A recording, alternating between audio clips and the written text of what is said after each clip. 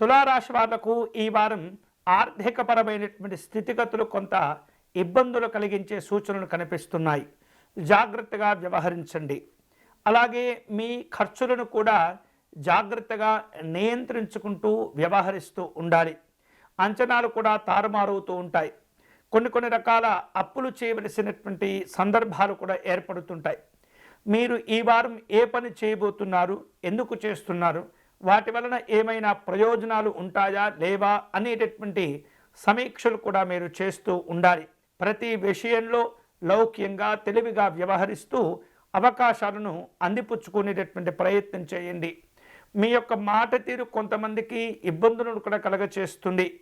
కొన్ని విషయాలను చూసి చూడనట్లుగా వదిలేయండి. ఎందుకంటే అనవసరమైనటువంటి విషయాలను మీరు ప్రాధాన్యతగా తీసుకుంటే వాటి వలన మీరే ఇబ్బందులు ఎదుర్కొనేటటువంటి పరిస్థితులు కూడా ఏర్పడుతూ ఉంటాయి. కుటుంబపరమైనటువంటి సందర్భంలో దంపతుల మధ్య కీలకమైనటువంటి విషయాలు చర్చకు వస్తుంటాయి. అకారణమైనటువంటి అభిప్రాయ భేదాలు కూడా ఏర్పడుతూ ఉంటాయి. అటువంటి పరిస్థితులు ఏర్పడకుండా జాగ్రత్తగా సామరస్యపూర్వకంగా మీ యొక్క కుటుంబ అభివృద్ధిని దృష్టిలో ఉంచుకొని వ్యవహరిస్తూ నిర్ణయాలు తీసుకుంటూ ఉండాలి. మీ యొక్క ఆగ్రహావేశాలను అదుపులో ఉంచుకోండి. మితముగా మాట్లాడండి. ప్రేమగా, ఆప్యాయతగా, అభిమానంగా వ్యవహరిస్తూ అన్ని రకాల సమస్యలను సర్దుబాటు చేసుకునేటటువంటి ప్రయత్నం చేయండి.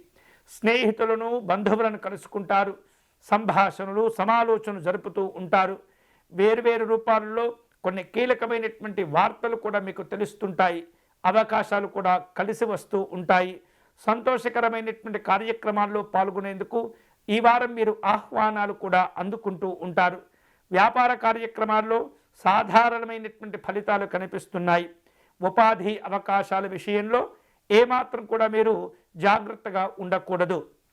అలాగే సందర్భానుసారంగా అవకాశాలను అందిపుచ్చుకుంటూ ఉండాలి.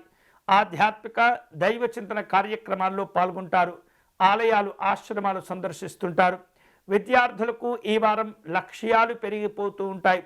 విలువైనటువంటి కార్యక్రమాల్లో పాల్గొనేందుకు దూర ప్రయాణాలు చేయవలసిన అవసరాలు కూడా ఏర్పడుతుంటాయి.